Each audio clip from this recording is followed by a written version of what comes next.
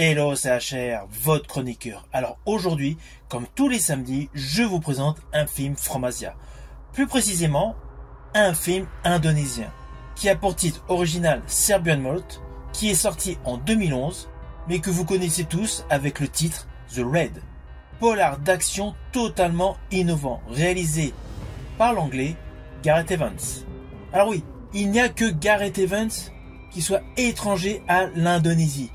Toute la production et le casting de ce film est entièrement indonésien. Et d'ailleurs, le premier rôle a été donné à Iko Uwais, véritable valeur en art martial traditionnel indonésien, appelé le Pencak Silat. Ainsi, la totalité de ce film a été tournée en Indonésie. Alors ce film a une histoire captivante qui est la suivante. Nous suivons une unité d'élite de la police indonésienne qui est envoyée pour capturer un baron de la drogue, nommé Tama Riyadi. Celui-ci s'est retranché dans un immeuble fortifié de Jakarta. Mais évidemment, toute l'opération tourne mal et les policiers se retrouvent piégés au cœur de l'immeuble, sans possibilité d'avoir des renforts ni de s'échapper de ce piège fatal. Implicitement, ils doivent lutter pour survivre face à une armée de criminels déterminés à les éradiquer de la surface de la Terre. Alors sur le fond, l'histoire est basique, mais le film est essentiellement concentré sur les exploits d'arts martiaux indonésiens, avec des scènes de combat chorégraphiées de manière extrêmement spectaculaire, mettant en confrontation Iko Uwais et Yayan Ruhian. Au fur et à mesure des différents combats que vous allez observer, vous allez vous apercevoir que leur intensité est totalement absorbée par la caméra de Gareth Evans qui paraît totalement dynamique et immersive. À cela s'ajoute naturellement une bande-son internationale qui a été composée par Mike Shinoda et Joseph Trapanese. Alors Mike Shinoda est le deuxième chanteur du groupe Linkin Park et Joseph Trapanese a conçu énormément de bandes originales de films, souvent produites par Hans Zimmer. Je pense notamment à Divergent 2 et 3.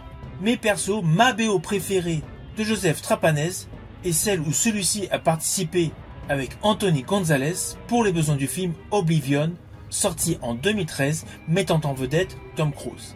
Cependant, sachez que Joseph Trapanese a également participé à l'écriture de la BO pour The Raid 2, sorti 3 ans après ce premier opus de 2011, c'est-à-dire en 2014. Alors je rajouterai que j'ai une belle anecdote concernant ce film. En fait, tous les combats ont été 100% chorégraphiés par les acteurs Iko Uwais et Yayan Ruhian. De ce fait, chaque séquence de combat pouvait prendre jusqu'à 14 jours de préparation pour que tout soit fluide, brutal et surtout cinématographique. Car in fine, l'objectif était de rendre les combats brutaux et non stylés comme dans certains action movies où cela démontre totalement que c'est du cinéma. Et une petite dernière anecdote pour ponctuer mon reportage. Sachez que le film a été principalement tourné dans un immeuble abandonné à Jakarta, sans électricité ni ascenseur. Ainsi, toute l'équipe devait monter les équipements à pied sur plusieurs étages chaque jour, y compris les caméras, les lumières et tout ce qui était utile à la réalisation de chaque scène du film. Si vous avez aimé ma vidéo, n'oubliez pas, petit pouce vers le haut, pensez au partage. Quant à moi, je vous dis à bientôt pour une prochaine vidéo.